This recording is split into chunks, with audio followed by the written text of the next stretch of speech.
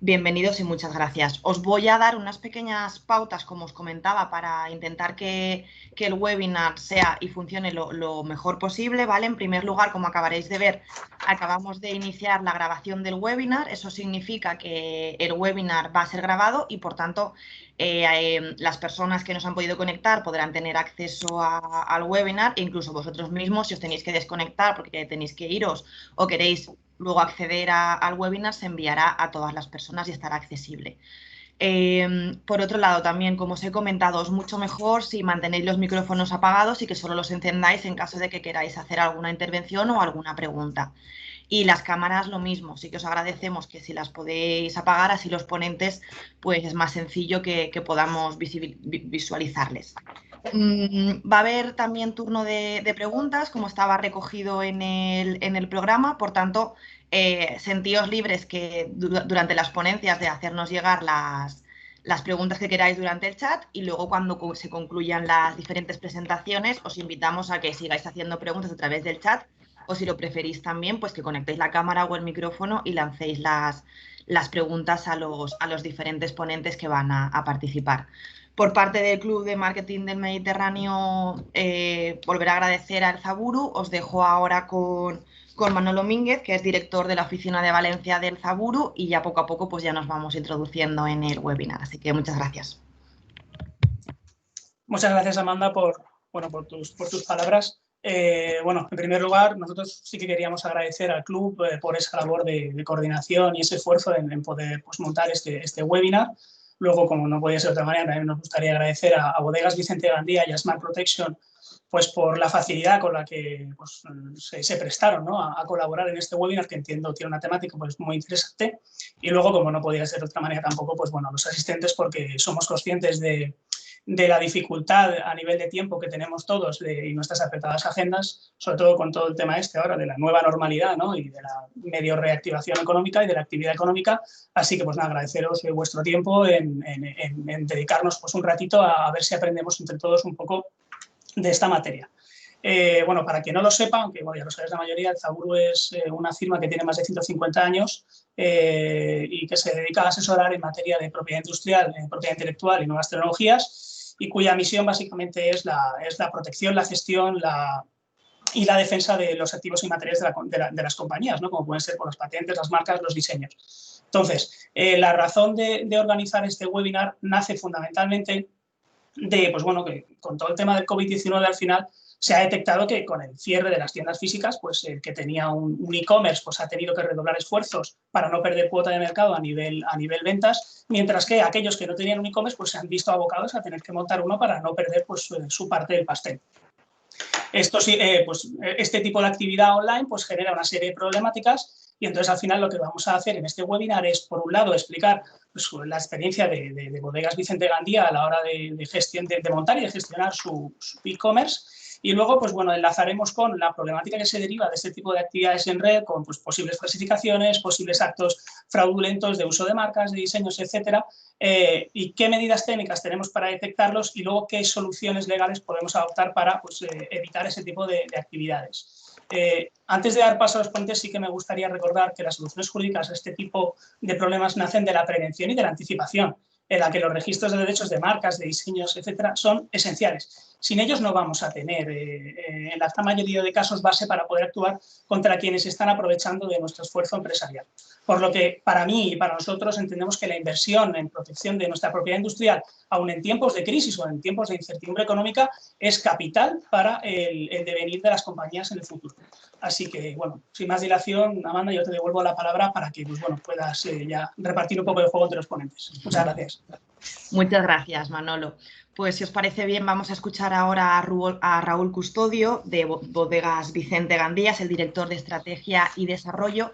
Y queríamos empezar también dando un punto de vista de la marca y en concreto Bodegas Vicente Gandía es un socio primera marca del Club de Marketing del Mediterráneo, que tiene una larga trayectoria en su canal e-commerce, y pensábamos que era importante, desde un punto de vista también empresarial, conocer esa historia de implantación del canal, un canal de éxito y con el que trabajan, como ahora nos explicará Raúl, desde hace ya mucho tiempo, y poder ofrecer ese punto de vista empresarial. Así que, Raúl, cuando quieras. Perfecto. Muchas gracias, Amanda. En primer lugar, quiero dar las gracias al Club de Marketing por la invitación a participar en este webinar y, por supuesto, agradecer la participación de todos los asistentes, ¿no?, en estos momentos que son complicados. Antes de empezar con la experiencia de Vicente Gandía en el e-commerce, quería hacer una breve introducción de la compañía, 30 segundos. Este año Vicente Gandía celebra el 135 aniversario y está dirigido actualmente por la cuarta generación de la familia Gandía. Desde sus comienzos se ha caracterizado por su vocación internacional y nos ha permitido que nuestros vinos estén presentes en más de 90 países en 5 continentes. Vicente Gandía está considerada como la mayor bodega de la Comunidad Valenciana y es la primera bodega de la Comunidad Valenciana en embotellar vino valenciano, con la marca Castillo de Liria en el año 1971. Hace 2 años, en 2018, el Consejo Europeo de Cofradías Enogastronómicas, CEUCO, concedió el premio a Vicente Gandía como mejor bodega europea. Hasta aquí la mini presentación de la compañía. Tenéis más información en nuestra web, por supuesto, el que quiera ampliar. Y vamos ya con el tema del webinar. ¿Cómo hemos implantado o cuál ha sido el proceso de implantación del e-commerce en Vicente Gandía? Bueno, en Vicente Gandía empieza a plantearse una estrategia de venta online más o menos alrededor del año 2008, hace ya unos 12 años. Por aquel entonces, nuestra distribución estaba muy centrada en la Comunidad Valenciana, además de la exportación. Somos una empresa eminentemente exportadora, pero por supuesto vendemos también en el territorio nacional. Por aquella época, como estaba diciendo, nuestra distribución estaba muy centrada en Comunidad Valenciana y teníamos consultas, emails, llamadas de teléfono de consumidores que habían pasado sus vacaciones en la Comunidad Valenciana, que es un destino turístico muy conocido, y habían probado nuestros vinos, bien comprándolos en los supermercados o bien los habían probado en restaurantes, en hoteles, en bares, y habían probado nuestros vinos, ¿no? Y cuando regresaban a su lugar de residencia nos preguntaban dónde podían comprarlos, ¿no? O sea, volvían a Madrid, a Bilbao, y nos decían, oye, que he probado Olla de Cadenas y me gustaría comprarlo, ¿dónde lo puedo comprar? En aquel momento pensamos que teníamos que dar la oportunidad a la gente de poder adquirir nuestros vinos, estuvieran donde estuvieran. Y el canal online era el canal que nos ofrecía esta posibilidad. En 2009 empezamos con nuestra primera tienda online, con un montón de dificultades y retos que suponía este nuevo canal de venta para nosotros. Nos dirigíamos por primera vez al consumidor final a través de un canal comercial que no conocíamos, por lo que el e-commerce se planteó como un reto muy importante para la compañía. Durante muchos años hemos trabajado a nivel de diseño web, de SEO, de SEM, por supuesto redes sociales en los últimos años, para poder consolidar nuestra tienda online. Con un trabajo diario de adaptación al mercado y evolucionando cada día para estar más cerca de los consumidores y de lo que demandan, ¿no? Y analizando un poco también las tendencias dentro del sector. Promociones, ofertas, club de fidelización, son acciones que llevamos a cabo constantemente con el fin de afianzar la relación con nuestros clientes y, por supuesto, para captar nuevos. A través de este canal, que es el canal online del e-commerce, vendemos nuestras principales marcas, pues Olla de Cadenas, El Miracles, Andara, etcétera, ¿vale? Desde entonces, desde 2009 que montamos ya la primera tienda online, hemos cometido errores, por supuesto, muchos, pero de los cuales hemos aprendido, ¿no? Y estamos creciendo porque tenemos una tienda online que está consolidada y con una base de clientes que crece día a día. Es fundamental, es muy importante la atención personalizada y el seguimiento constante de los pedidos. Hay que estar encima de ellos y informar al cliente constantemente. Eso es lo que más valora el cliente, el que estés pendiente de su pedido y como si fuera personal. La puesta en marcha del canal online ha supuesto un reto muy importante a nivel logístico y además ha provocado que establezcamos una estrategia de precios multicanal. Nosotros vendemos tanto a supermercados como hostelería y mucho en exportación. Entonces tenemos que atender las necesidades y particularidades de nuestros clientes, tanto del canal off-trade como del canal on-trade, y así como algunos clientes de exportación. Es una tarea complicada, la estrategia de precios multicanal, pero bueno, poco a poco vamos avanzando en este terreno y creo que lo estamos consiguiendo. Es complicado. El año pasado, en lo que suponen las ventas en nuestra tienda online, crecimos casi un 30% con respecto a 2018. Y este año tenemos una progresión muy positiva de crecimiento en ventas debido a, bueno, lo que sabemos, ¿no? Restricciones a la movilidad, confinamiento, etcétera, que se han impuesto por la alerta sanitaria durante estos últimos 3 meses. Seguramente el crecimiento de la venta online provocada por el COVID-19, y hablo en general de todos los sectores, no solamente del vino, haga que consumidores que no estaban acostumbrados a comprar online pues se decanten más por este canal en el futuro, y por eso tenemos que estar preparados, ¿vale? Para dar respuesta a esa creciente demanda que vamos a tener. Por otro lado, como he comentado antes, dado que nuestra compañía tiene un fuerte componente internacional, también trabajamos con plataformas online en países como Holanda, Alemania, Japón, en China, en Estados Unidos. En algunos casos son clientes que son 100% venta online, en otros casos se trata de importadores que en sus respectivos países tienen clientes que son tiendas online, o directamente tenemos clientes que son clubes de vino, como por ejemplo en Estados Unidos. En China trabajamos con Tmall, con Alibaba, con Winekey, que es una tienda online especializada en vino, en Japón con Rakuten y otros portales y tiendas online de clientes directos. Además del desarrollo constante de nuestra tienda online, de vicentegandiashop.com, desde hace unos años estamos tratando de ampliar mercado mediante la implantación de nuestros productos en portales tipo marketplace, ¿vale? Entiendo que todo el mundo sabe lo que es un marketplace. El más conocido de ellos y el más importante en España es Amazon. Llevamos casi ya 2 años vendiendo nuestros productos en este marketplace, pero también tenemos otros marketplaces que están mucho más especializados en vino. Por ejemplo, Vino Selección, Bodeboca, Wine Social, Vinissimus, que son específicos de vino, son marketplaces específicos de vino. El proceso de integración a los diferentes sistemas de las plataformas de estos marketplaces es complicado y laborioso, ¿vale? Tenemos que coordinar todas las operaciones informáticas e integrarlas en nuestro ERP con el fin de automatizar al máximo el proceso de venta online.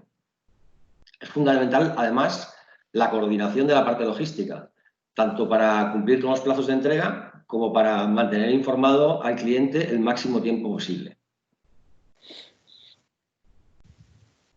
Os lo comentaba antes que el cliente, una de las cosas que más valora es que estés pendiente de su pedido y que le estés informando constantemente. Vale, cuando empezamos a vender en portales tipo marketplace, en ocasiones encontrábamos nuestros propios productos que se vendían en esos marketplaces por otras empresas, pues distribuidores, pequeñas tiendas que directamente nos compran a nosotros y que tienen una vocación online o veían una oportunidad en el canal online y que ellos mismos comercializaban nuestros productos en esos portales.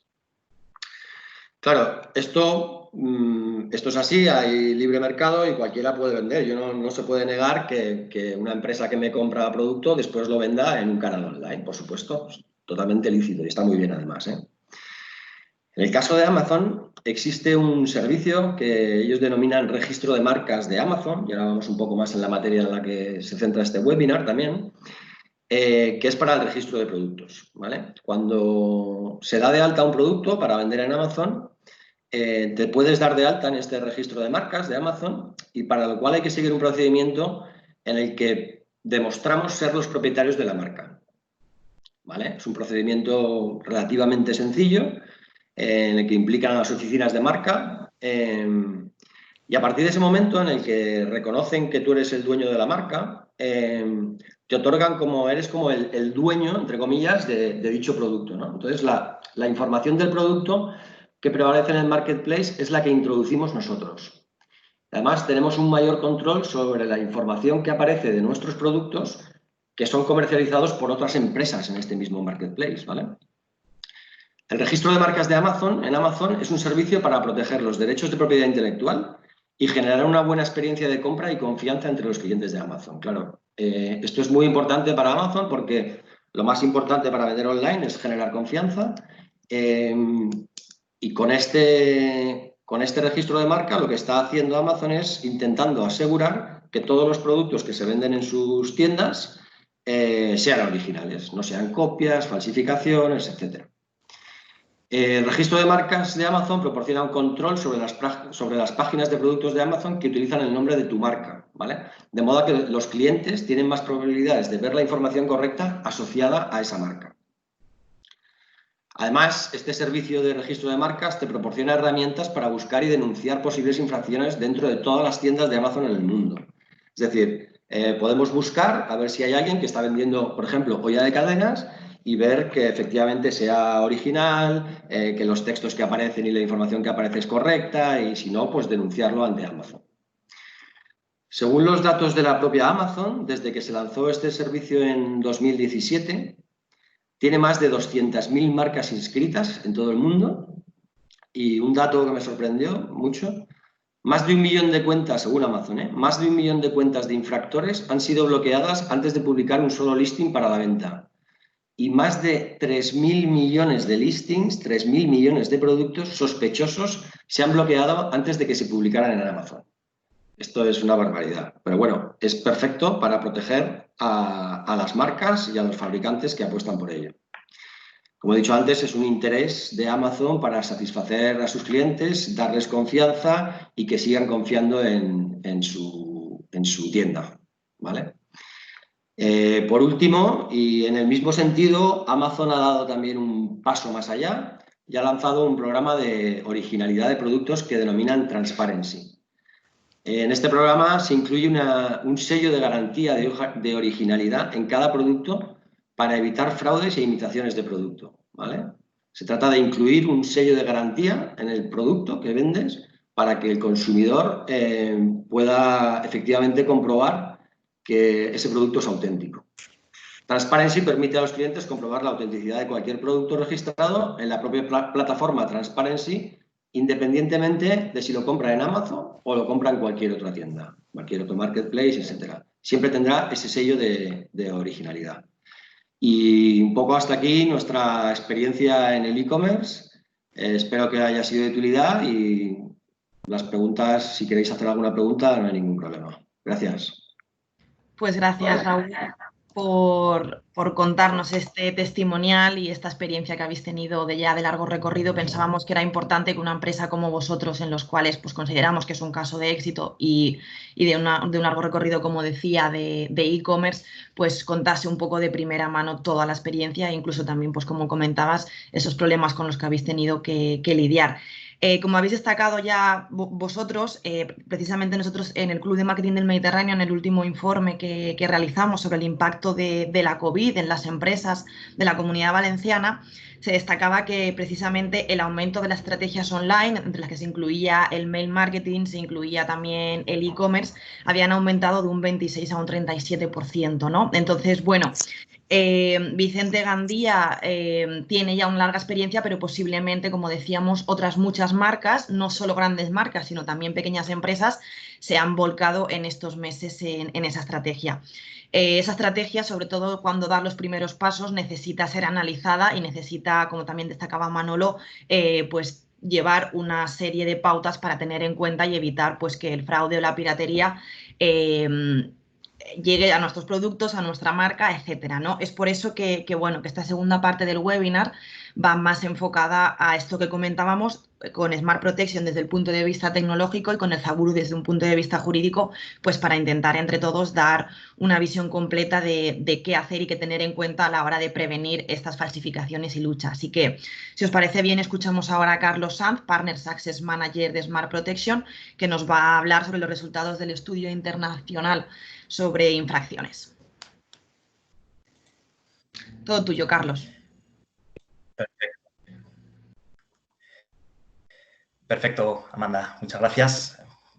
Voy a colocarme la cámara y el micrófono y comparto pantalla. Bueno, asumo que podéis escucharme y que podéis ver la presentación correctamente. Perfectamente, sí, Carlos. Perfecto, muchas gracias. Pues bueno, muy buenos días a todos. como comentaba Amanda, yo soy Carlos Sanz, Partner Success Manager de Smart Protection. Y, bueno, en primer lugar, pues me gustaría agradecer al Club de Marketing del Mediterráneo pues, por la invitación y la organización, al Zabum también por la asociación y el patrocinio del webinar, y, por supuesto, a todos los asistentes, a los que estáis viendo este webinar pues, en directo y a los que quizás lo van a ver en otro momento, ¿no? En estos 20 minutos que me habéis dado para hacer la presentación, me gustaría dividir la misma en 3 minigrupos, con vuestro permiso. En primer lugar, y aprovechando la presentación de Raúl, al cual le agradezco mucho pues, que haya compartido con nosotros toda esa información, toda esa experiencia, me gustaría dar unas palabras de contexto respecto a la piratería, sobre todo a la piratería online.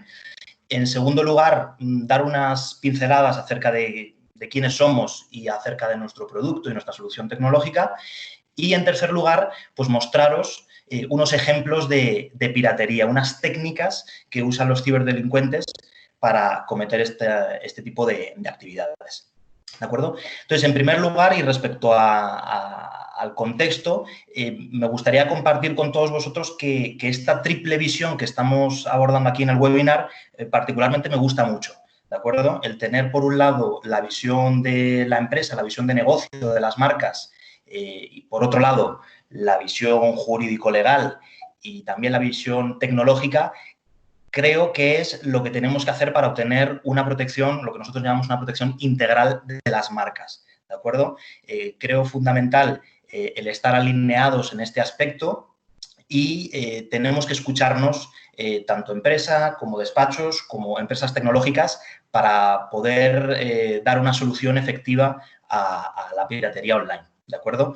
Creo que lo comentaba Manolo al principio, y por dar un poco de contexto a dónde nos encontramos ahora mismo, en la era pre-COVID, la estimación del crecimiento del e-commerce pues ya era, fijaros, desde del 2019 al 2023, una estimación del 41%.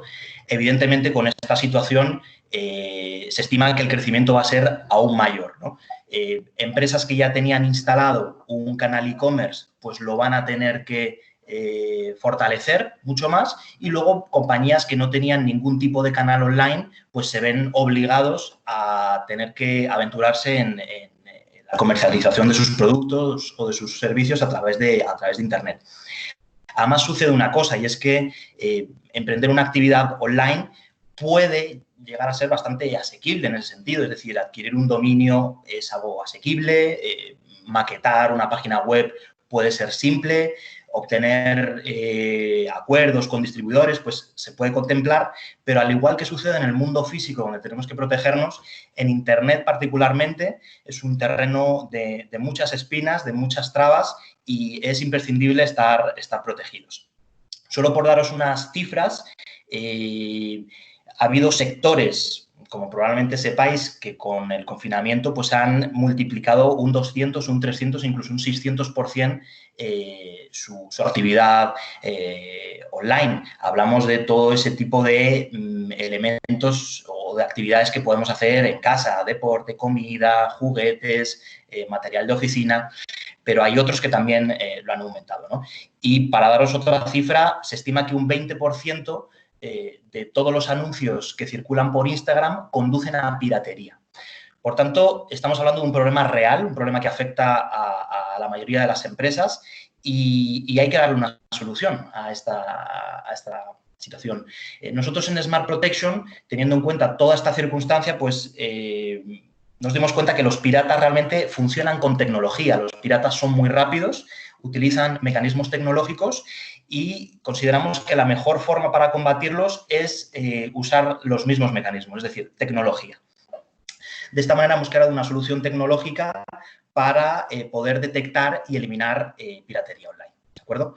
Entonces, solo por daros un par de pinceladas acerca de quiénes somos, os cuento que somos una compañía de ciberseguridad española dedicada a proteger la innovación y los activos de propiedad industrial e intelectual en el entorno online, en Internet, ¿de acuerdo? Entonces, como os comentaba, esto lo hacemos a través de tecnología. No sé si estáis muy familiarizados con la tecnología Machine Learning, si no os lo explico brevemente. La tecnología Machine Learning es una disciplina científica derivada de la inteligencia artificial que consiste en automatizar información a través de un algoritmo, ¿de acuerdo? Entonces, vamos dotando de información a nuestro software para que vaya aprendiendo acerca de una marca o de un activo y poder automatizar esos procesos de detección y eliminación de contenido. Por lo tanto, lo que hacemos es combinar esta tecnología Machine Learning con un grupo de expertos en ciberseguridad, donde tenemos pues abogados, ingenieros, criminólogos, con el fin de obtener un ratio de efectividad de más del 95% en desindexación de URLs de Google y eliminación de contenido, principalmente de redes sociales y marketplaces. Solo para que los asistentes tengan un contexto acerca de hasta dónde afecta la piratería, y probablemente Juanjo posteriormente de algunos datos respecto a este punto, la piratería ataca a distintos activos, ¿de acuerdo? Probablemente el webinar de hoy esté más focalizado a marcas y aprovechando pues la presencia de Raúl de Vicente Gandía, vamos a focalizar más en el área de marcas, de brand. Pero es cierto que la piratería afecta a otros ámbitos, a otros activos, a los eventos en vivo, a las películas, a los documentales, a los libros.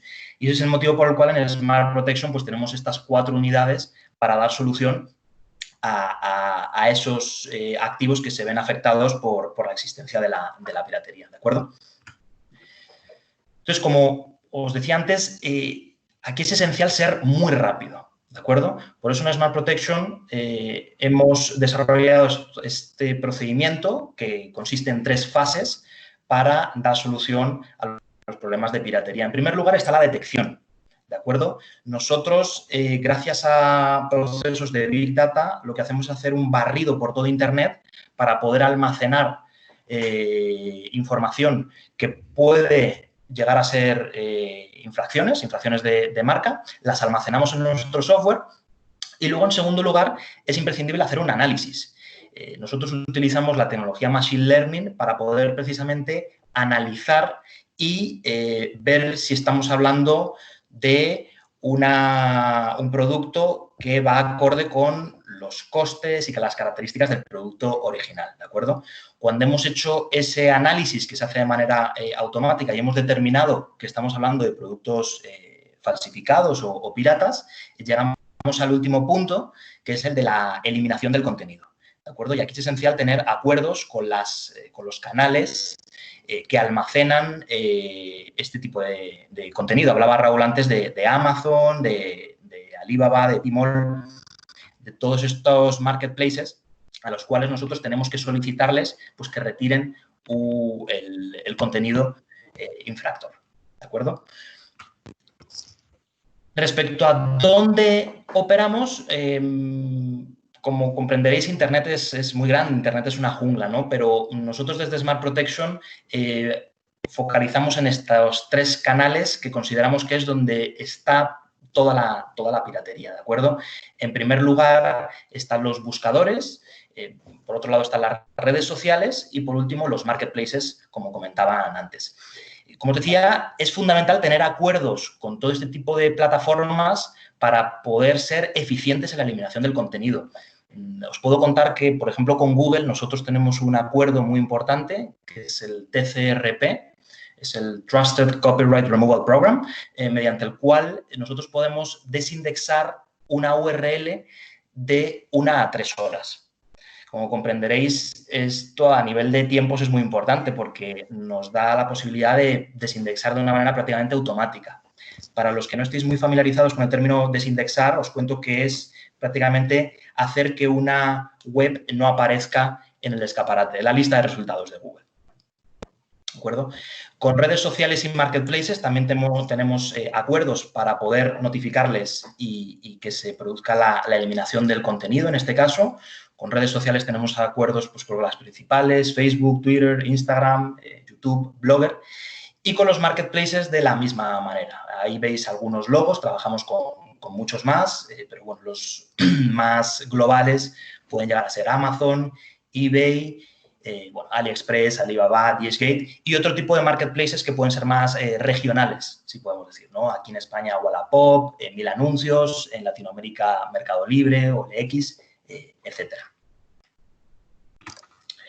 Entonces, al final nosotros lo que proporcionamos a un cliente, una marca, una empresa, es como si fuesen unas gafas para que la empresa sepa todo lo que está sucediendo sobre su marca en Internet, ¿de acuerdo? Entonces, lo que tenemos es una plataforma tecnológica muy intuitiva, que no requiere ningún tipo de descarga, donde los usuarios pueden ver realmente el estado de su marca en Internet, dividido por canales, Google, redes sociales, marketplaces, el estado de cada una de las infracciones, si han sido detectadas, notificadas, si están pendientes de eliminación, etcétera, y un mapa de geolocalización donde se puede ver el origen de esas infracciones. Por último, me gustaría mostraros algunos ejemplos que creo que pueden ser ilustrativos para todos los asistentes del webinar de algunas técnicas que utilizan los piratas pues, para sus fines. En primer lugar está lo que nosotros llamamos los rogue sites, ¿no? Los rogue sites son dominios, son websites que utilizan los delincuentes, los ciberdelincuentes, los piratas, para almacenar productos falsificados. Aquí tenemos un ejemplo de cremas donde podemos ver algunos elementos que a nosotros nos dan indicios para ver que efectivamente estamos hablando de un rogue site. Como podéis ver, el dominio no es seguro, el dominio no tiene nada que ver con la marca que se está promocionando y este tipo de websites tienen algunas particularidades. Por ejemplo, en cuanto al aviso legal, la política de privacidad, o suelen estar en blanco o suelen dar datos que no tienen nada que ver con la marca realmente, ¿no? Luego, por otro lado, no hay enlaces a redes sociales y si los hubiese, es importante porque a veces los piratas colocan lo que es la imagen, pero uno no puede linkear, no te lleva a ningún lado. ¿De acuerdo? Entonces, este es un claro ejemplo de un rogue site. Este es otro ejemplo. Sucede exactamente lo mismo. No es seguro el dominio. El dominio no tiene nada que ver con la marca. A nivel de costes, los costes, el precio del producto difiere mucho del precio original. Generalmente, este tipo de rogue sites ofrecen descuentos muy grandes. Suelen ofrecer descuentos del 50, del 60, incluso a veces del 70%, lo cual es algo bastante raro para las marcas originales. Por otro lado, como comentábamos antes, están los marketplaces, ¿no? Amazon, Alibaba, Rakuten, Tmall. Este es un claro ejemplo de DHgate de un producto falsificado. Aquí tenemos distintos elementos que nos hacen ver que es falsificado. Primero, se usa la marca original como tal y es muy típico en los piratas el colocar este tipo de variación en cuanto al coste. Es decir, el hecho de que compremos una cantidad mucho más elevada, los piratas dan un descuento importante, lo cual es algo que no existe con los productos originales. Ningún producto original te da la posibilidad de que compres 500 piezas o 1000 piezas, ¿no?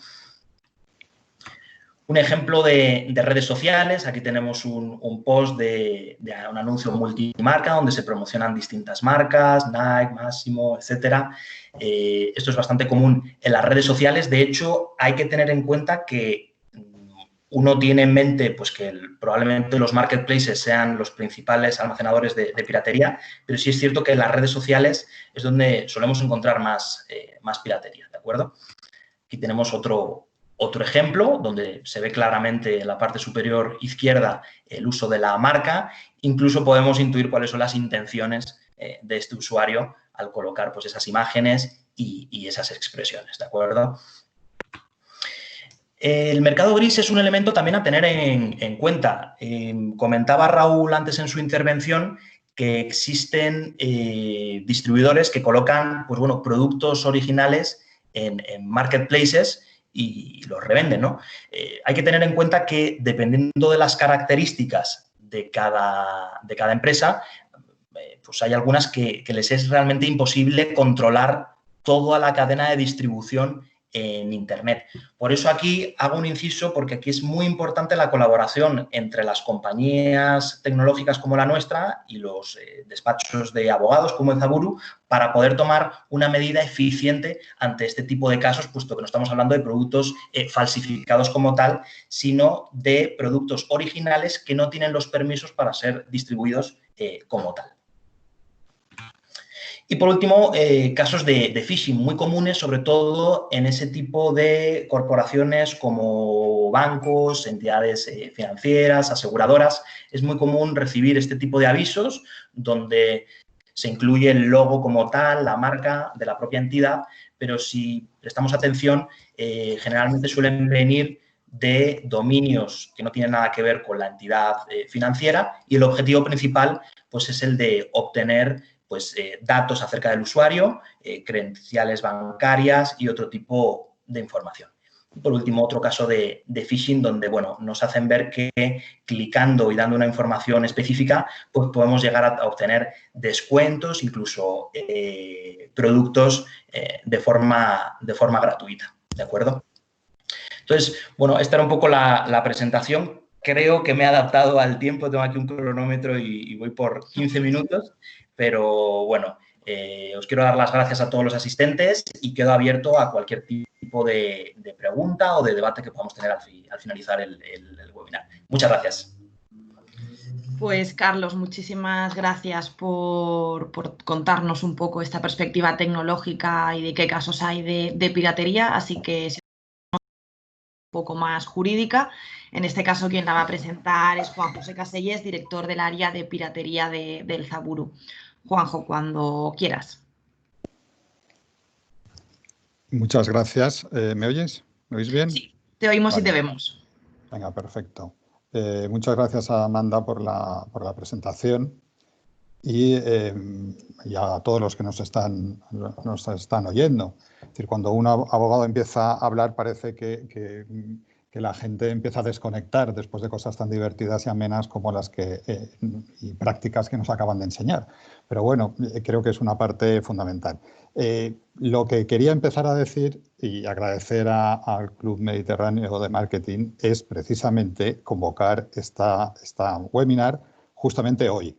Y lo digo porque es que precisamente ayer fue el Día Mundial Antifalsificaciones, con abundantes actos en todo el mundo precisamente para sensibilizar respecto al problema que existe con la falsificación de marcas. Esto fue ayer y hoy estamos celebrando esto, con lo cual me parece muy, muy oportuno. Mi presentación va en 4 puntos, muy rápido.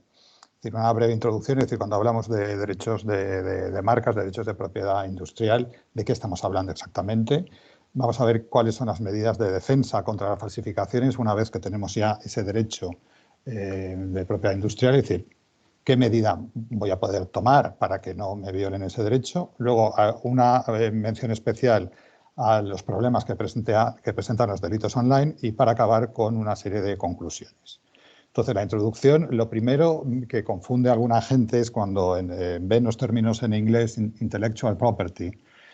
Mucha gente lo traduce directamente por propiedad intelectual. Hoy en día ya en España se está asumiendo ya la traducción, ya es oficial por parte de la Unión Europea, de que la propiedad, lo que es el intellectual property, está cubriendo las 2 modalidades tradicionales que en España hemos separado, la propiedad industrial más la intelectual. Eso ya lo está haciendo la Oficina Europea de Propiedad Intelectual, la EOIPO. Bien, pasamos a otro segundo punto, que es ya entramos en lo que es la falsificación o la usurpación de marcas que, pues en inglés, es decir, a nivel internacional, no por el idioma, sino por la gente que usa esa terminología a nivel mundial, lo denominamos counterfeiting. Y cuando hablamos de derechos de autor y afines, hablamos de piracy. Es decir, aquí tenemos ya dos matices, es decir, cuando hay una infracción de marca, de usurpación, de falsificación de marca, o cuando es de derechos de autor y afines. Hoy nos vamos a centrar en lo que es la falsificación de marcas, la venta de productos falsos a través de Internet. Bien, esta combinación de estas 2 denominaciones de propiedad industrial y propiedad intelectual, pues ha hecho que hoy en día, o a nivel coloquial, no técnico, pero a nivel coloquial, se utiliza la palabra piratería comercial. Y ahí se está cubriendo esos dos derechos. Es decir, definimos la infracción dolosa de derechos de propiedad industrial, con todas las modalidades, marcas, diseños, patentes y otras modalidades menores, y también incluimos la propiedad intelectual, que eran los derechos de autor y los afines que les mencionaba. Bien, la propiedad industrial, lo primero que tenemos que decir que otorga un derecho de exclusiva. El titular de ese derecho de propiedad industrial va a gozar de un derecho de exclusiva y eso implica una excepción a la libre competencia en el mercado. Es decir, el titular del derecho de marca va a poder limitar a otros competidores si hacen uso de esa marca que él tiene registrada. ¿Qué tipo de modalidades nos encontramos en propiedad industrial? Pues depende del contenido de ese derecho. Es decir, cuando estamos hablando de creaciones técnicas, es decir, maquinarias, tecnologías, del tipo que sea, tenemos las patentes, tenemos los modelos de utilidad, que sería una patente que denominamos patentes menores, pero en España eso está también protegido, y las topografías de productos semiconductores. Es decir, estas tres son creaciones técnicas, implican una parte de tecnología o una función tecnológica. Tenemos, por otro lado, las creaciones de forma, con los diseños industriales y artísticos, y, por último, los signos distintivos, que tenemos dos tipos, las marcas y los nombres comerciales.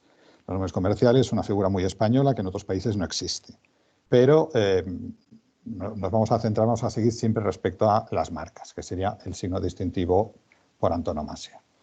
Las marcas, hay distintos tipos de marcas. Pueden ser denominativas, es decir, una palabra exclusivamente. Puede ser un gráfico, es decir, un dibujo, un logo. O puede ser mixta, es decir, que combine denominación con formas gráficas. Las gráficas y las mixtas, ya la denominación actual son marcas figurativas. Y por último tenemos lo que llamamos otras marcas, que son las últimas que se han permitido o se permiten registrar, como las marcas de posición, las de movimiento, las olfativas, es decir, hay otras modalidades más modernas, pero que también se pueden usar ya. Bien, cuando hablamos de propiedad industrial nos encontramos ya con el primer punto que tiene que ver con el tema de Internet. El alcance territorial de los derechos de marca. Es un registro. El derecho ese de exclusiva que mencionábamos se obtiene por el registro de esa marca en un determinado país o zona geográfica. Entonces, si es en un país, por ejemplo, en España, pues tenemos la marca nacional, registrada por la Oficina Española de Patentes y Marcas, o puede ser en un ámbito internacional, acogidos a convenios internacionales, que hay una lista de países, y se puede también, es decir, obtener el registro en distintos países que estén acogidos a esos acuerdos internacionales, o puede ser también marca de la Unión Europea. Es decir, que va a tener validez en toda la Unión Europea, los 28 estados, y si sale Inglaterra, pues 27. Bien, aquí nos encontramos el primer punto que nos va a llamar la atención sobre la necesidad de tener la marca registrada, ¿vale? Pero también implica un inconveniente, que ese registro va a tener un alcance territorial, nacional o de un ámbito geográfico mayor. ¿Qué ocurre? Que esto va a entrar en conflicto con la globalidad que tiene Internet. Internet, tanto los países y esa frontera, esa territorialidad de la marca, vamos a tener un conflicto cuando estamos en Internet, cuando esa marca se usa en Internet. Bien, pasamos a los nombres de dominio, que como os decía Carlos, es una forma bueno, pues hay gente que registra un nombre de dominio con una denominación que es idéntica o similar a una marca. ¿Vale? Entonces ahí tenemos también instrumentos de defensa, que es la política uniforme de resolución de conflictos en relación a nombres de dominio, que es esa política está por el ICANN, que es la Organización Internacional de Registros de Nombres de Dominio. Entonces, ese es otro instrumento de defensa. Vamos a ver después la utilidad que tiene. Bien, aquí quiero mencionar también una parte de secretos empresariales. Cuando estamos hablando de derechos de propiedad industrial, hay una relación, en ciertos casos, sobre todo cuando tienen que ver con patentes y con creaciones tecnológicas, que también se puede proteger como secreto empresarial. Es decir, no es propiedad industrial, hay un debate enorme sobre si es una forma de propiedad industrial o tiene entidad propia. En algunos puntos se pueden mezclar, pero lo quiero poner encima de la mesa respecto a que es posible que a través de un secreto empresarial estemos protegiendo el know-how asociado a una patente. Y aquí también puede cubrir aspectos comerciales, y eso es vital para las empresas. Es decir, puede tener, la Ley de Secretos Empresariales, que acaba de cumplir un año de vigor, define el secreto empresarial como cualquier información o conocimiento, incluido el tecnológico, científico, industrial, comercial, organizativo o financiero, que reúna las siguientes condiciones. Tiene que reunir las tres. Ese es cumulativo. La primera es que esa información, que como veis puede ser también tener contenido comercial exclusivamente, tiene que ser secreta. Ese es el primer requisito. Es decir, eso se define como una información que no es conocida por las personas pertenecientes a los círculos en que normalmente se utiliza esa información o conocimiento y que no es fácilmente accesible para ellas. Es decir, que sea secreta esa información. Segundo requisito, que tenga un valor empresarial, potencial o real, precisamente porque sea secreta. Y el tercer requisito es que haya sido objeto de medidas razonables por parte de su titular para mantenerlo en secreto. Eso es lo que se llama el principio de proactividad del titular del derecho. Bien, la defensa que nos otorga la Ley de Secretos Empresariales es frente a la protección, o sea, nos protege frente a cualquier modalidad de obtención, utilización o revelación de esa información que constituya secreto y que resulte ilícita o tenga un origen ilícito. Esto no quiero entrar en ello ahora, pero está ahí en ese artículo que les pongo ahí en la presentación, porque hay acciones que no van a tener la consideración no se va a poder considerar como una información secreta. Bien, esto por la vía civil, pero por la vía penal también está protegido el secreto empresarial. Y está dentro de la sección tercera de los delitos relativos al mercado de los consumidores, en los artículos 278 al 280 del Código Penal, con sanciones que pueden llegar hasta los 4 años de prisión o incluso más si estamos hablando de tipos agravados.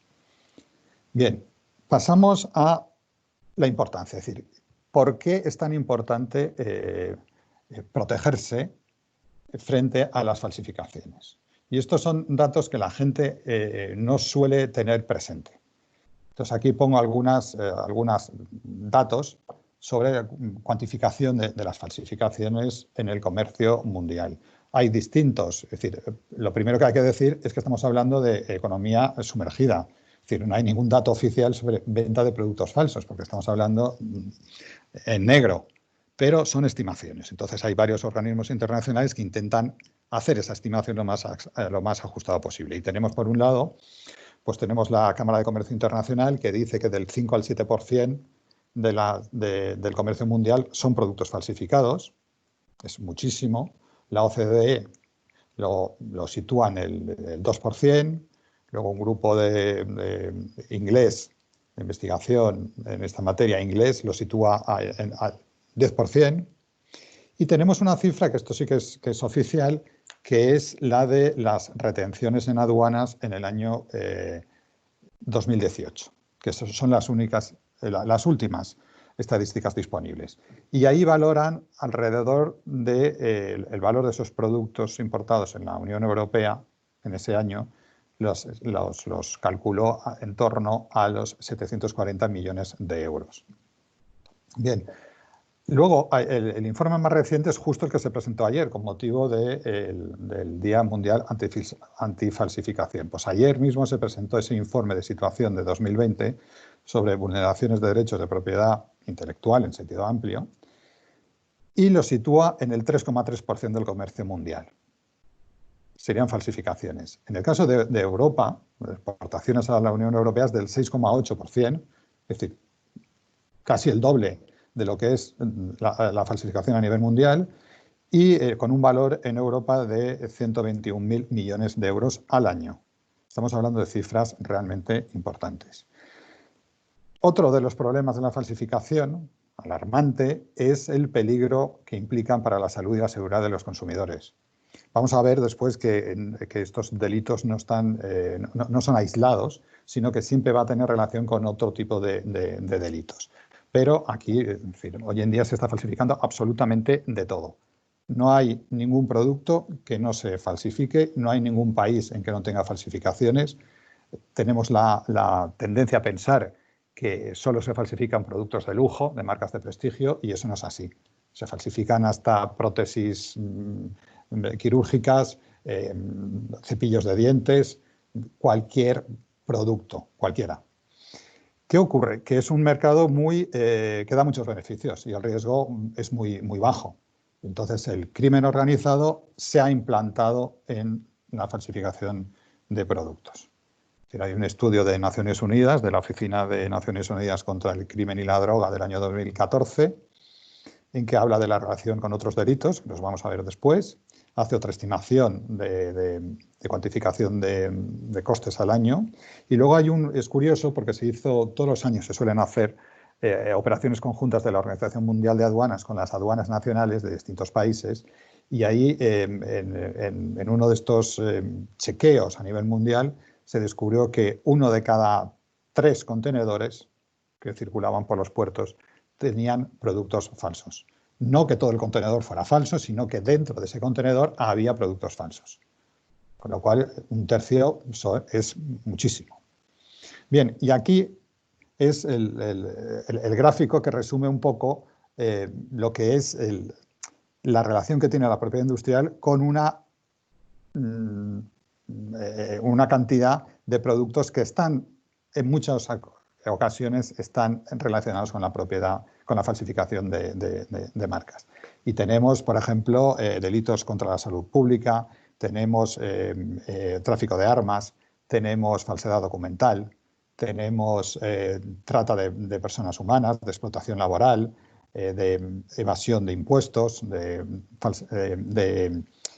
incluso de homicidios imprudentes. Es decir, esto es como este gráfico, esto también se presentó ayer en el Día Mundial Antifalsificación, es un estudio completo. Y tenemos en el eje la falsificación de marcas, pero una serie como las patas del pulpo de la imagen, pues que está conectado a otra cantidad de delitos. Es decir, lo que estamos hablando de policriminalidad. Bien, pasamos a las medidas de protección. La primera medida, separamos lo que son las medidas de protección en frontera y luego vamos a ver las que son en el mercado interior, es decir, cuando los productos han entrado ya en el mercado, en este caso español. Entonces, la primera protección va a ser en frontera. Y ahí tenemos el reglamento 608 del año 2013, que es relativo a la vigilancia por parte de las autoridades aduaneras del respeto de los derechos de propiedad intelectual. Es decir, es específicamente para protección de todos los derechos de propiedad intelectual industrial. Y tiene una particularidad que es la destrucción de pequeños envíos. Este punto se introdujo en la última modificación de este reglamento comunitario de la Unión precisamente para combatir el comercio online de productos falsificados, que luego llegan a España en pequeños envíos, es decir, lo que denominamos pequeño envío, es decir, que son paquetes postales la mayoría. Y definimos como pequeño envío pues el envío por correo postal o servicios de transporte urgente, es decir, mensajería, que tenga 3 o menos unidades, o sea, 3 o menos productos en ese paquete, o que tenga un peso bruto menor a los 2 kilos. Si se reúne cualquiera de estas dos condiciones, la aduana lo va a poder retener sin siquiera avisar al titular del derecho. Es decir, es una forma de destrucción absolutamente acelerada. Bien, aquí pongo todos los que son los derechos de propiedad intelectual protegidos en este reglamento comunitario. Como ven, es decir, están absolutamente pues todos. Las marcas, los diseños industriales, los derechos de autor y afines, indicaciones geográficas, las patentes, los certificados complementarios de protección de medicamentos y productos fitosanitarios, las obtenciones vegetales, las topografías de productos semiconductores, los modelos de utilidad y los nombres comerciales. Es decir, prácticamente todos. ¿En qué mercancías se va a aplicar este reglamento de retención de esos productos cuando pasen por la frontera? Las mercancías, las que define el reglamento como sospechosas. ¿Cuáles son las mercancías sospechosas? Pues tenemos lo primero es las mercancías que estén declaradas para su despacho a libre práctica, exportación o reexportación. También las mercancías que se introduzcan en territorio aduanero de la Unión Europea o lo abandonen. Y por último, las que se incluyan en un régimen de suspensión o en zona franca o depósito franco. Es decir, todo esto va a poder ser retenido por nuestras aduanas si se sospecha que es un producto falso. ¿Qué productos o qué mercancías se excluyen de la aplicación de este reglamento? Pues las mercancías despachadas a libre práctica bajo un régimen distinto, especial. Tenemos otro, que es las mercancías que estén en equipaje personal de viajeros, que no tengan carácter comercial, obviamente, y las importaciones paralelas o los overruns, que son las sobreproducciones de productos que se hayan otorgado una licencia, pero se aumente los productos que ya no estarían cubiertos por esa licencia, es decir, la sobreproducción. Aquí, en este gráfico, vemos la efectividad de estas medidas en frontera. Vemos ahí en el año 2018, vemos que casi está llegando a los 50.000 casos de retención en aduanas. Es decir, aquí vemos cómo se dispara cuando hablamos de lo que son los paquetes postales en relación al resto. Es decir, este cuadro tiene que ver con el número de casos retenidos, ¿vale? O sea, es llamativa este cuadro. Y luego aquí, ¿cuál es el resultado de estos procedimientos? Es decir, ¿cómo acaban estos procedimientos aduaneros? Pues vemos que lo que son las destrucciones de pequeños envíos, el que mencionaba antes, representan el 35,5% de las retenciones aduaneras. Y luego las destrucciones que no van por este procedimiento expeditivo, sino la destrucción ordinaria de esos productos retenidos, supera el 47%.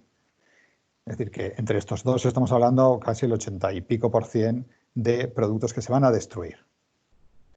¿Cuál es el margen de error que podría tener estos mecanismos de frontera? Pues lo que vemos ahí como productos originales. Estamos hablando solo del 3,7% de los productos que son retenidos resultan ser originales. Es decir, la efectividad, como vemos, es muy alta. Bien, ¿qué pasa cuando cuando ese control de fronteras pues, no ha funcionado o, por la razón que sea, el producto ha llegado al mercado español?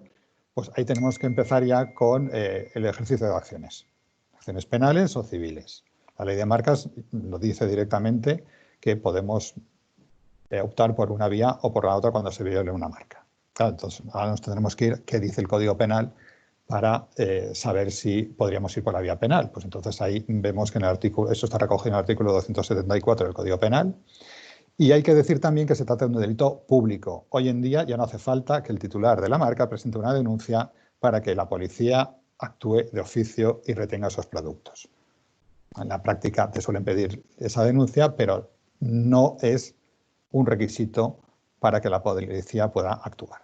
Bien, como decía antes, aquí, es decir, esta policriminalidad se ve en que puede dar lugar a procedimientos que estén el procedimiento de falsificación de marcas, pero que estén en concurso con otros delitos. Por ejemplo, con la estafa, que es algo típico cuando el consumidor que compra por Internet cree que el producto es original y luego resulta que no lo es, ese comprador es víctima de una estafa. Es decir, el producto será falso, pero el comprador es víctima de una estafa. También se puede dar un concurso con falsedad documental. También contra delitos contra derechos de los trabajadores, contra la salud pública y Hacienda Pública y Seguridad Social. Es decir, raramente nos vamos a encontrar solo con la falsificación como un delito aislado. Bien, como decía antes, el crimen organizado ha irrumpido, es decir, está controlando todas las redes de distribución de productos falsos a nivel mundial y entonces lo que se permite en estos casos de delincuencia organizada, que obviamente hay que probar, se va a permitir que la policía judicial actúe bajo identidad supuesta, lo que llamamos el agente encubierto. Es decir, que se pueda infiltrar en esas organizaciones para desmontarlas. Y también quiero señalar que la vía penal te permite acumular las acciones civiles. Es decir, en la sentencia penal se va a pronunciar sobre las peticiones de condena, es decir, de penas privativas de libertad, pero las consecuencias del delito va a cubrir también las responsabilidades civiles. Bien, en el orden ¿cómo aplicamos entonces el Código Penal? Nos encontramos con definir el tribunal competente. Y el tribunal competente es que nos encontramos con un límite territorial de la jurisdicción española. Y las marcas tienen un alcance territorial y la jurisdicción también lo tiene. Entonces aquí ya tenemos el primer problema de la territorialidad. Bien, vamos a suponer que si el producto está en España, pues la competencia de los tribunales españoles, obviamente. Pero tenemos que decir qué tribunal es el que va a conocer de ese asunto. Pensamos que estamos hablando de productos que vienen del extranjero, que se compran por Internet y vienen del extranjero. Es decir, ¿cuál va a ser el tribunal español que va a tener competencia sobre eso? Y eso viene impuesto por la propia ley, ¿vale? Y tiene carácter provisional, es decir, puede cambiar de un juzgado al otro según lo que vayamos obteniendo en esa instrucción del procedimiento. Y la regla principal es el forum delicti commissi, el forum commissi delicti del artículo 14, y que prevé en el caso de los delitos a distancia. Esto se empezó para temas de pornografía infantil a través de Internet, pero luego se extendió a cualquier tipo de delito. Y hoy por hoy, es decir, cualquier tribunal que tuviera conocimiento en su partido judicial de que ha habido un acto, hay una conexión con ese delito, es decir, va a ser competente, ¿vale? Y el Tribunal Supremo pues tiene una serie de sentencias que al final entiende, o sea, el criterio general es donde se consuma el delito, pero es decir, en este caso, por ejemplo, el que recibe el producto, dónde está el comprador en España, dónde se recibe el producto. Ese sería el criterio, ¿no? El forum commissi delicti. Pero en algunos casos no llegamos a saber eso, no lo podemos averiguar. Entonces tenemos que acudir a las reglas subsidiarias del artículo 15. Que lo primero sería el órgano jurisdiccional de la circunscripción donde se hayan descubierto las pruebas materiales del delito, es decir, donde se ha incautado, donde hemos tenido conocimiento de ese delito. La segunda regla, es decir, hay que ir por este orden. La segunda regla sería el órgano jurisdiccional de la circunscripción en que el presunto reo haya sido aprehendido. La tercera es el órgano jurisdiccional de la residencia del reo. Y la cuarta es una cláusula residual que atribuye la competencia a los órganos jurisdiccionales que hubieran tenido noticias de ese delito, a cualquiera. Bien, en la problemática online nos encontramos primero con la globalización que les indicaba al principio. La globalización implica que vamos a tener que poder demostrar que en el país que vamos a ejercer la acción que tenemos registrada esa marca. ¿Vale? Entonces esto va a resultar vital. Pero tenemos un primer problema cuando estamos persiguiendo los delitos online, que es el tema de la globalización de Internet. El segundo es la anonimización. Es decir, no saber quién está detrás de esa venta. Y aquí hay que mencionar la dark web o la deep web. Es decir, que no es visible, tienes que entrar a través de un navegador Tor para averiguar qué tipo de tráfico se está haciendo con esos productos, y luego tenemos que marcar también la existencia de las Bulletproof Host Services, que serían el equivalente a los paraísos fiscales a nivel de impuestos, pero estos serían los paraísos fiscales a nivel tecnológicos. ¿Vale? Luego tenemos la regulación legal, que es distinta en los países. Esto es un gran problema también. Y por último es la atomización del delito. Es decir, normalmente van a ser delitos, o sea, compradores o ventas muy pequeñas, pero muy repetitivas. Y eso va a dar dificultad a la hora de seguir el procedimiento, porque el valor va a ser de cada operación pequeño, y si no logramos acumular varias ventas en uno, pues va a ser muy complicado por la atomización. El resultado es que el 95% de los delitos van a quedar impunes por estas dificultades. Que ya nos da una impresión muy clara de las dificultades que nos encontramos. Bueno, en el caso de que nos encontremos plataformas que estén vendiendo productos falsos, las medidas de restricción son las clásicas, que es la retirada de contenidos de la web, pedir que se retire ese anuncio de la web, bloquear la web o impedir el acceso a esa web desde España. El cuello de botella de los operadores de proveedores de servicios de acceso a Internet desde España. La sentencia esta la pongo porque dio mucha batalla judicial y tenía que ver con propiedad, con derechos de autor, pero es un caso completo y que también de crimen organizado. Bien, la averiguación de autoría es Juanjo, otra de las perdona, como me has dificultades. dado Sí. permiso para Sí, ya acelerar, acabo. si hacía falta, si te parece, vamos concluyendo y así tenemos turno para preguntas. Sí. Acabo en menos de 5 minutos, a menos cuarto. Genial. La averiguación de autoría es una de las grandes dificultades con las que nos vamos a encontrar. ¿Vale? Aquí tenemos la Ley 25 del año 2007 de conservación de datos de telecomunicaciones, en que se permite para conservar esos datos en caso de delitos graves. Y aquí tenemos otra dificultad porque en todos los países no tienen el mismo concepto de lo que es un delito grave. Entonces aquí, esto es el caso español y ya lo tenemos, pero hay que marcar que no en todos los sitios el concepto de delito grave es el mismo. Y luego también que la posibilidad de que los agentes que van a tener facultades para solicitar y conservar o exigir o acceder a esos datos de conservación de datos de las telecomunicaciones electrónicas van a ser la Policía Judicial, el Servicio de Vigilancia Aduanera y el Cuerpo Nacional de Inteligencia, el CNI. ¿Vale? Esta directiva fue anulada por una sentencia del Tribunal de Justicia del año 2014, pero la ley española no se anuló. Bien, aquí esto simplemente es un apunte sobre qué va a pasar en el futuro. Aquí lo que llamamos el paquete legislativo de la Digital Services Act. Esto es una consulta pública que ha lanzado la Comisión Europea ahora mismo, y tiene dos partes. Una, van a evaluar la Directiva de Comercio Electrónico y las reglas de responsabilidad de esos servicios digitales, y luego también van a analizar la introducción de instrumentos regulatorios ex ante para controlar esas prácticas de las plataformas, ¿vale? Para que se conviertan en unos porteros o guardianes de la red. Bien, los siguientes pasos van a ser el 30 de junio, es decir, a la vuelta de la esquina, es el plazo máximo para presentar comentarios a esas 2 hojas de ruta. El 8 de septiembre se va a contestar a la consulta pública. Bueno, a final de este año, comienzos del año 2021, esa propuesta va a ser presentada, esa propuesta de ley va a ser presentada por la Comisión Europea. Aquí les pongo algunos casos muy rápidos por las empresas que no solo fabrican en China, sino que tengan allí lo que llamamos el Original Equipment Manufacturer, que sería como el fabricante de materiales originales en China. ¿Vale? Esos son, y aquí ha habido un cambio importante a partir del caso Honda de septiembre del año 19, del año pasado.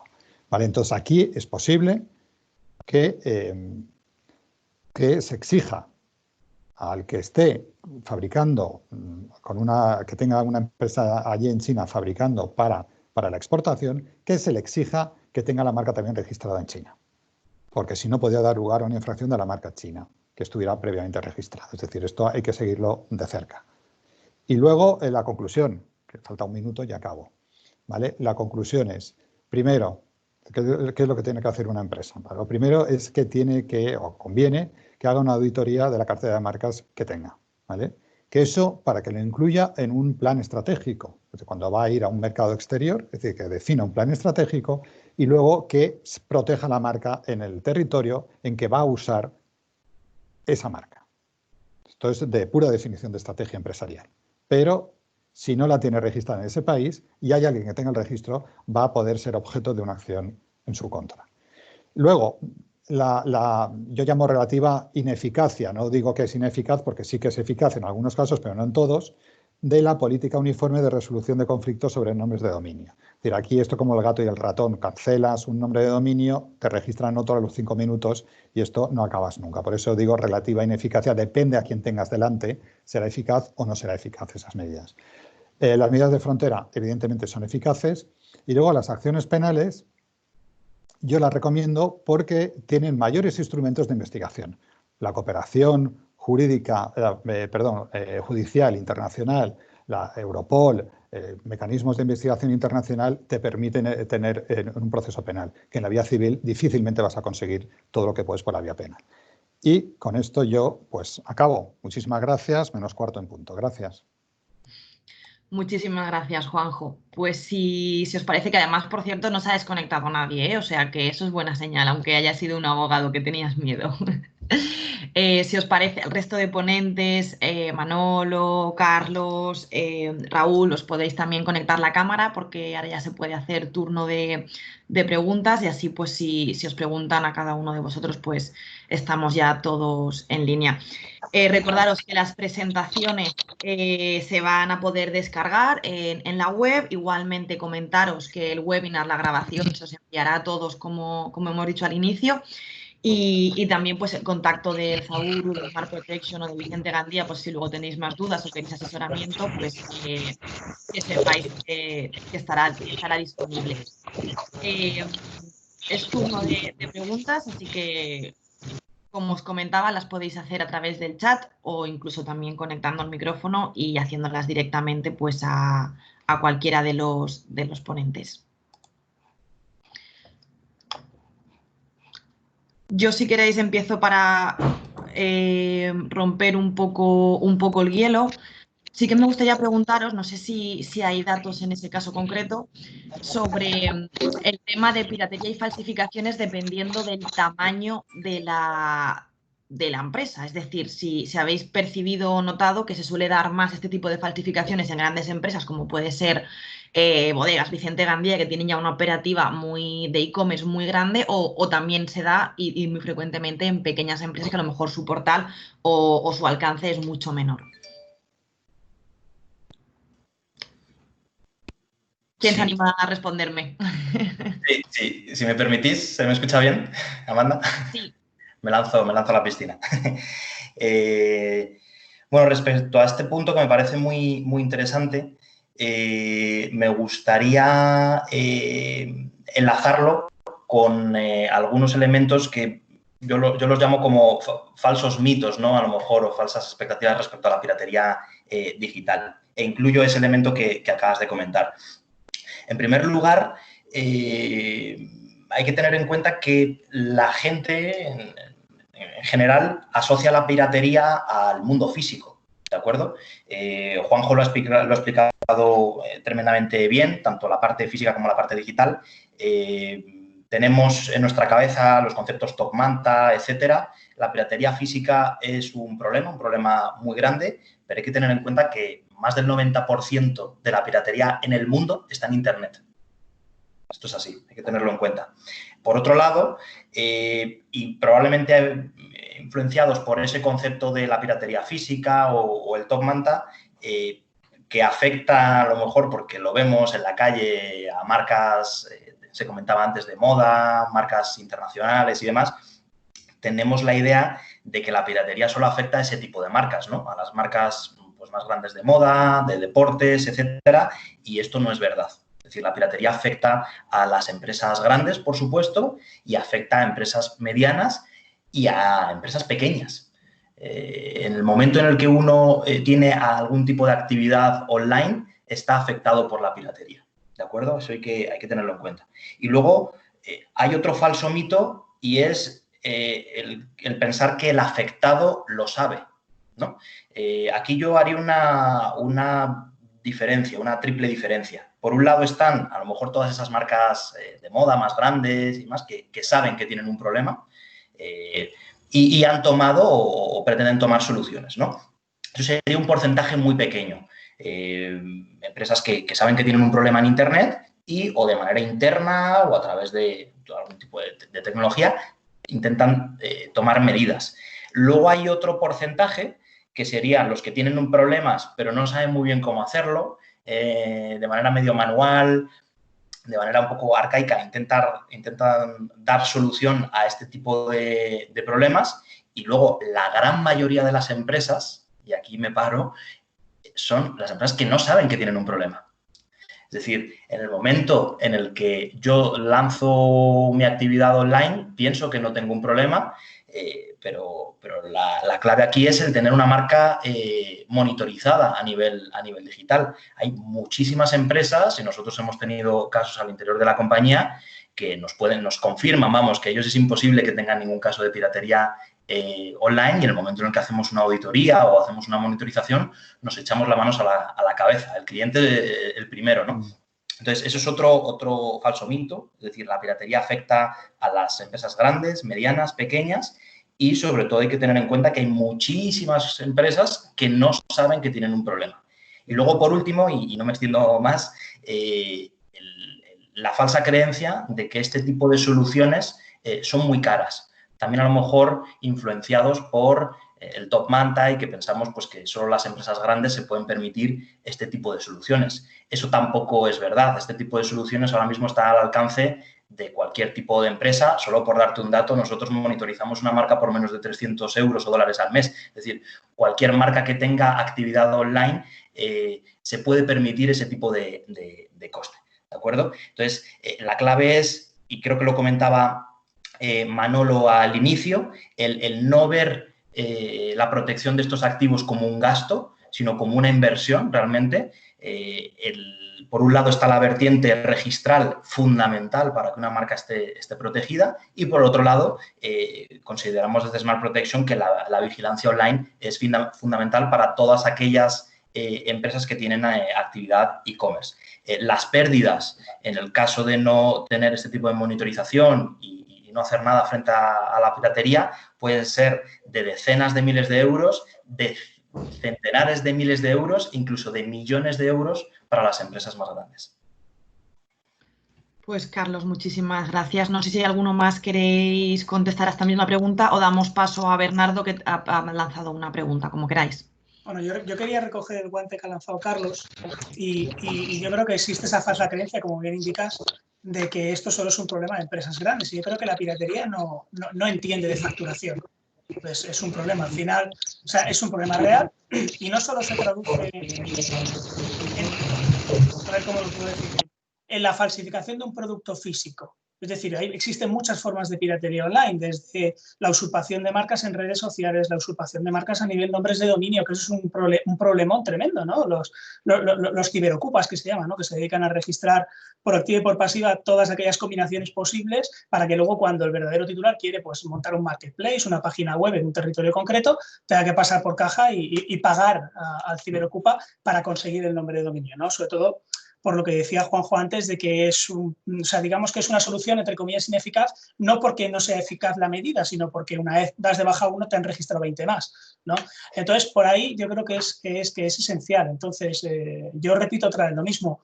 Lo primero que tenemos que hacer es dentro de ese plan de negocio que tenemos, de atacar países, de introducirnos en nuevos mercados, es la protección de nuestros activos y materiales, porque es lo único que nos va a permitir pelear contra este tipo de prácticas. Si no, lo que nos vamos a encontrar es querer entrar a un mercado en el que no vamos a poder entrar con el nombre que queremos para vender lo que realmente nos da éxito. Entonces, al final, es que es un varapalo a nivel comercial muy fuerte para una compañía, el no poder establecerse en un mercado cuando tiene un producto de éxito. Pues, Manolo, muchas gracias. Hola. Hola. Hola, buenos días. Hola, buenos días. Mira, soy Encarnación García del Zaburu, Device Master Searches. Bueno, esta pregunta creo que va enfocada a Carlos.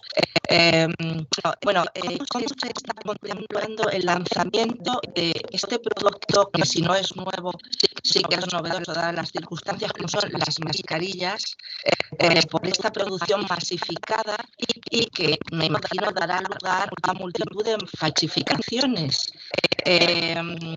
O falta de registro como marca, porque ¿qué fiabilidad tiene la venta en estos marketplaces de estos productos?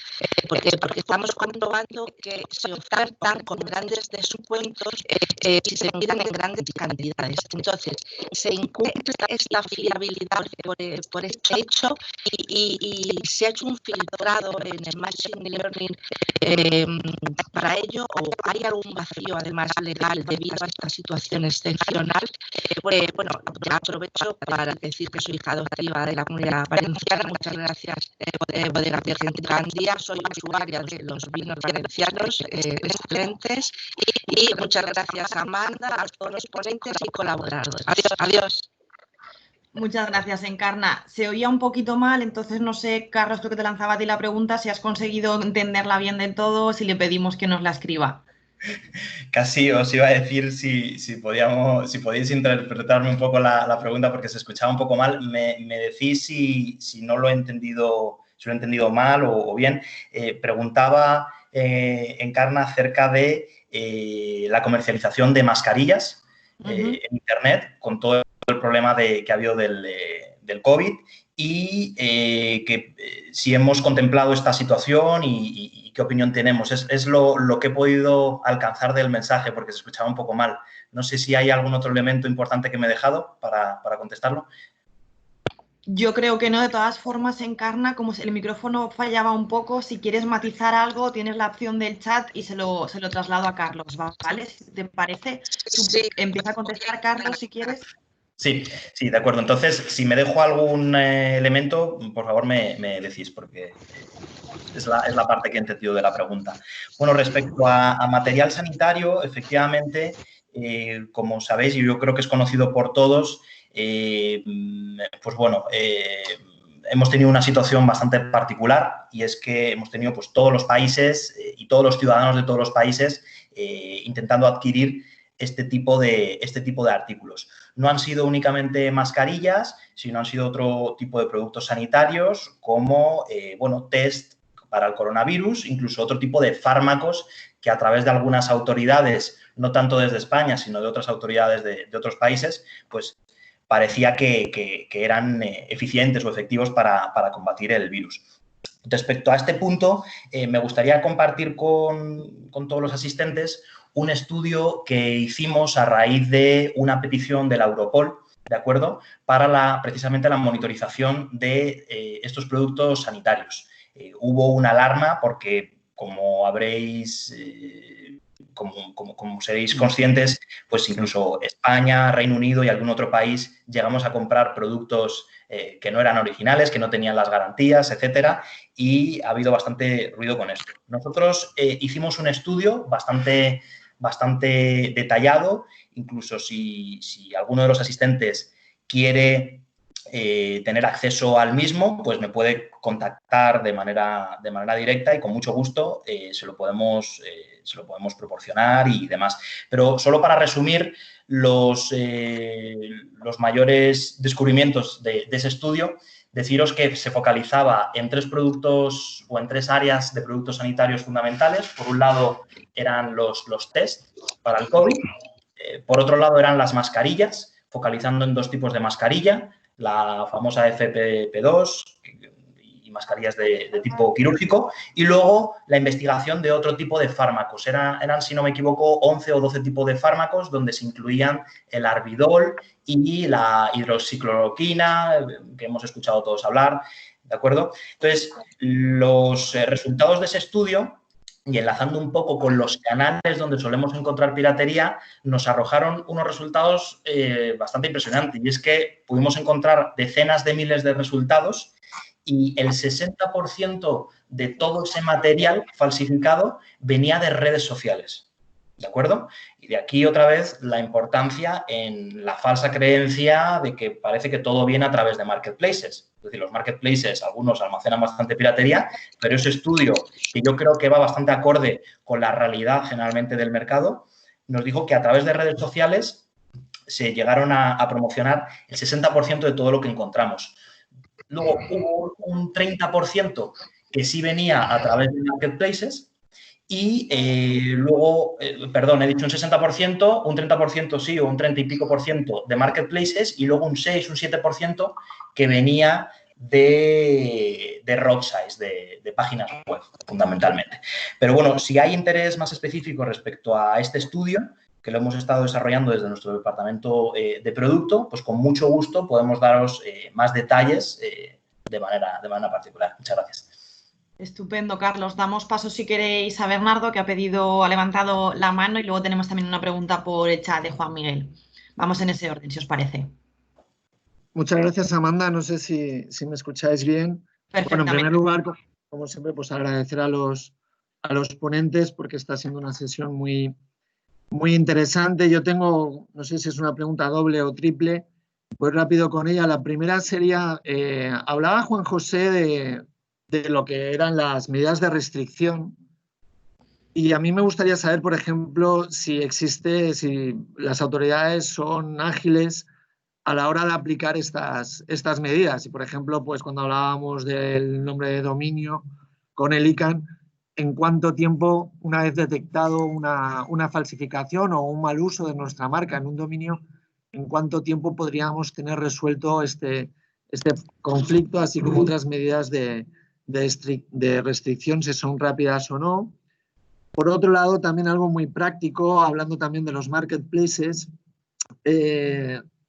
muchas veces, obviamente, marketplaces como Amazon ya llevan mucho cuidado en no comercializar pues marcas o falsificaciones de marcas y demás. Pero esto no existe en otros marketplaces. La pregunta es, cuando detectamos una falsificación de un producto nuestro en un marketplace, ¿a quién tenemos que reclamar? Si al marketplace o al proveedor de ese marketplace. Y en tercer lugar, y esto ya es una pregunta muy marketingiana, en cuanto a lo que es el tratamiento de la marca en Internet, ¿qué nos aconsejáis cuando, por ejemplo, en un caso muy práctico, tenemos firmado un contrato de distribución con un cliente en Suecia, en el cual él puede realizar uso, por ejemplo, en redes sociales de lo que es nuestra marca, y detectamos un mal uso de esa marca? ¿Debemos protocolizar el uso de la marca en el momento que firmamos el contrato de distribución? En fin, es una pregunta un poco abierta. Os ha puesto bastantes deberes, Bernardo. Como estamos ya fuera de hora, si os parece, contestáis cada uno a una según queráis, y si podemos hacerlo de manera breve, pues vamos dando respuesta a todo. Sí, si quieres, contesto yo primero respecto a las medidas de restricción. Las medidas de restricción, de las tres que mencionaba, es decir, la Ley de Enjuiciamiento Criminal, el artículo 13, permite adopción de cualquier medida de forma cautelar para evitar que el delito se siga repitiendo. Es decir, eso es una cláusula abierta que hay muchos jueces que la están usando sin ningún problema, aplicando después la ley de comercio electrónico, de las medidas que se pueden aplicar, pero lo están haciendo de una forma bastante rápida. El tema es que la celeridad se consigue muchas veces dependiendo del tipo de producto que sea. Si es un producto sanitario, va a ser rapidísimo. Si es un producto que tenga que ver con delitos que sean todavía más graves, pues va a ser más ágil.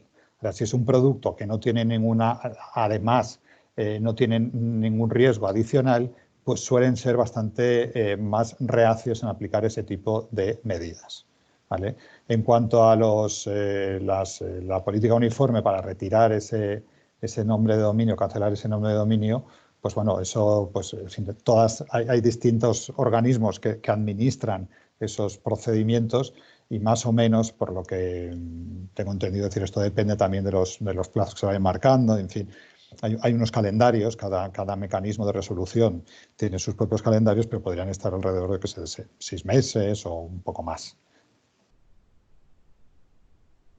Si me permitís, yo quería contestar la última pregunta de Bernardo en el tema del uso de la marca por parte de algún cliente con el que tienes un contrato de distribución o lo que sea. Nuestra experiencia empresarial es que sí. Es decir, nosotros, una parte muy importante del contrato es la parte de propiedad intelectual. Es decir, ahí nosotros queremos proteger la marca, queremos que se haga un uso correcto de la misma, y nosotros lo incluimos en todos los contratos que tenemos con nuestros clientes, distribuidores, en la mayoría de países. Sobre todo porque hay que fijar unas reglas del juego. Es decir, no se puede usar de una manera, se tienen que usar de determinada forma. Entonces, cuanto mejor quede reflejado en ese contrato, pues más seguro estás de que tu marca se va a usar de la forma en que tú quieres que se use. Simplemente. Gracias. Al hilo de lo que dice Raúl, si me permitís, yo creo que es muy importante en el contrato de distribución delimitar muy bien cuál es el ámbito de aplicación de la licencia de marca que viene un poco pues adjunta, ¿no?, con ese contrato de distribución. Porque muchas veces nos encontramos con que es muy fácil delimitar el ámbito de actuación cuando hablamos de un comercio físico, pero no cuando es un marketplace o un comercio electrónico. Entonces, al final, si hay una distribución exclusiva, por ejemplo, pongamos en Suecia, y otra distribución exclusiva en Dinamarca, pues habrá que especificar claramente en ese contrato que el ámbito sobre el que se otorga el derecho de uso de la marca en cuestión y de los productos que se van a proveer es para el territorio para el que se firma el contrato. Eso es esencial. Luego el distribuidor podrá intentarse saltar a la torera, digamos a la torera esa especie de esa especie de como de cláusula, ¿no? Pero bueno, básicamente al final aquí lo que tenemos que ver es si el distribuidor en exclusiva se ciñe al ofrecimiento de los productos pues en la moneda local, el tipo de idioma que utiliza, etcétera. Eso nos va también un poco a indicar si hay un ofrecimiento real de su producto fuera del mercado en exclusiva que tiene asignado o no. Y luego creo que había una pregunta pendiente respecto a los marketplaces. Si me permitís, una pregunta que hacía Bernardo respecto a quién había que notificar, a quién había que escribir, en fin, para solicitar la retirada de un artículo en un marketplace, ¿de acuerdo? Y aquí hay que tener en cuenta que, desde luego, desde el punto de vista físico, siempre nos hemos dirigido al vendedor, a la fábrica, etcétera, ¿no? En el mundo online tenemos un marketplace, tenemos una red social, tenemos un buscador. Son esos canales a quienes nos dirigimos para pedir la retirada de un contenido, de un producto específico. Eso no quita para que de manera adicional se puedan tomar medidas legales, envíos de requerimientos, cartas y demás, que en algunos casos son realmente necesarias, ¿de acuerdo? Pero en primer lugar hay que pedir al marketplace, y esto aplica también para redes sociales como para Google, la retirada del contenido, la desindexación de la URL. La información que piden los marketplaces generalmente suelen ser un formulario de denuncia o de retirada de un contenido, una autorización en el caso de que alguien lo esté haciendo en nombre de una marca, y generalmente los marketplaces sí que piden el registro de la marca para dar fe, efectivamente, que esa empresa es el titular de la marca. Y ahí conecto un poco con lo que se comentaba antes de la importancia de tener todos los activos registrados. Además, dependiendo de dónde se encuentre el marketplace, pues a veces es necesario un certificado europeo o de Estados Unidos, o incluso en todos estos marketplaces de origen chino es necesario tener la marca registrada en China también, ¿de acuerdo? Es más, Carlos, hay una problemática bastante común, sobre todo en Asia, en China sobre todo, y es que tú contactas con el distribuidor en China para que te mueva el producto, con el distribuidor chino para que te mueva el producto. El distribuidor está obligado, para poder mover el producto a nivel online en determinados marketplaces, a dar de alta la marca, y si la compañía no tiene la marca registrada en China, muchas veces el distribuidor, yo no digo ni que de mala fe o de buena fe, pero por cuenta propia se dedica a proteger o a registrar las marcas de la compañía que no son suyas, ¿no? Entonces luego nos vemos en situaciones en las que hay que hablar con el distribuidor para que te devuelva la marca o a negociar con ellos para poder comprarse de alguna manera, ¿no? Entonces, por eso al final siempre caemos en lo mismo, pero no porque seamos pesados y porque queramos que lo hagáis, sino porque es una cosa necesaria, que es el registrar allí donde vayamos a operar, donde vayamos a fabricar, donde vayamos a vender, donde vayamos a ofertar. Es necesario ese registro, sobre todo para luego empezar a enarbolar o a firmar contratos con distribuidores, con agentes, etcétera, y poder empezar a mover el producto. Vamos, si os parece, con una pregunta de Juan Miguel Sainz, que nos la deja por el chat, y dice, va dirigida para Carlos y Juan José, y dice, ¿haríais extensivas vuestras recomendaciones para la protección de derechos de la persona, de la personalidad? Hay casos de suplantación de empresas que van incluso más allá del puro phishing, pero también de personas más o menos conocidas. Sí, claro. Vamos a decir, toda la protección que tengas, es decir, tú como persona física alguien te puede pues, registrar un nombre de dominio, te puede registrar, o sea, tu nombre, tu apellido, te lo pueden registrar perfectamente. Es decir, lo cual significa que tú no vas a poder acceder a ese nombre de dominio porque alguien lo ha registrado previamente. Es decir, ni siquiera vas a poder hacer uso de tu propio nombre con finalidad comercial. Bien, cuando hablamos de suplantación de identidad, ya decir, no es que estás haciendo una función comercial, sino que estás haciéndote pasar por otro.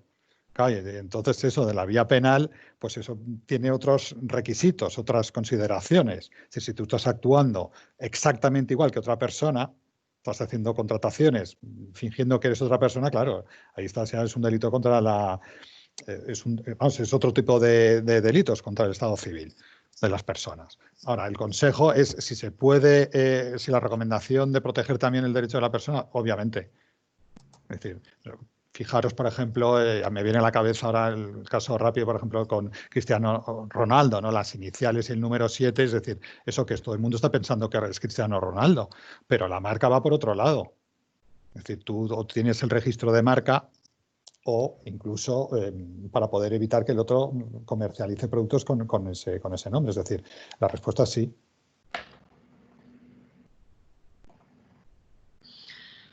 Pues en principio no sé si alguien más quiere intervenir, hacer alguna otra pregunta. Y si no, pues lo que podemos hacer es ir concluyendo el webinar, que creo que... No sé si se ha conectado alguien. Sí, buenos días. Soy Encarna, Encarnación García de Device Smart Search y en el Zaburu he podido solucionar los problemas de audio y bueno, lo siento, de verdad. Bueno, la pregunta de Carlos ha sido estupendamente contestada y todo solucionado. Si queréis que la vuelva a reformular, por si había quedado algo pendiente, era simplemente cómo se contemplaba en los marketplaces, pues la venta masiva de estas mascarillas, si esta fiabilidad que tienen se mantiene a pesar de grandes descuentos por pedidos masivos, y si estas mascarillas, digamos, tienen también multitud de falsificaciones por falta de registro de marca y si hay algún vacío legal debido a esta situación excepcional.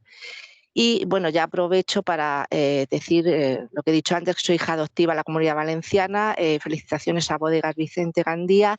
Soy usuaria de sus vinos, que son excelentes. Y bueno, ya muchas gracias a todos, a Amanda, a los ponentes y colaboradores. Muchas gracias. Pues muchas gracias, Encarna. Ahora sí que se te ha escuchado perfectamente.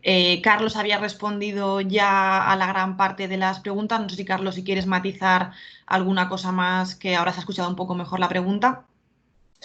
Sí, gracias, Encarna, por la pregunta y disculpa que antes no te hayamos escuchado bien. Sí, efectivamente hay casos en los que se puede dificultar la detección y eliminación de contenido en los momentos en los que no tenemos la marca registrada, ¿de acuerdo? La utilización de elementos genéricos, como puede ser mascarilla o mascarilla de un tipo, a veces dificulta que se puedan hacer esas detecciones. De ahí, de nuevo, la recomendación de que todos los productos, incluidas mascarillas, otro tipo de productos sanitarios, vengan con el debido registro marcario u otro tipo de activos para facilitarnos el trabajo y que nosotros podamos hacer esa detección y que en el momento de hacer la solicitud al marketplace o al canal de turno tengamos esa base legal que nos habilita para poder ejercer esa retirada efectiva. Gracias. Pues entonces, si os parece, damos ya por concluido el webinar. Agradecer ya por último y una vez más pues a todos los que os habéis conectado, a todas las personas que nos habéis lanzado las preguntas y por supuesto pues a Bodegas Vicente Gandía, al Zaburu y Smart Protection y en concreto pues a quien hemos tenido el placer de escuchar en este rato, a Carlos, a Manolo, a Raúl y a Juan José. O sea que muchísimas gracias por este rato de compartir y de explicarnos un poco mejor cómo prevenir y protegernos de la piratería. Muchas gracias. Muchas gracias, Amanda. Un abrazo, cuidaos. Gracias. Hasta luego. Un abrazo a todos. Adiós.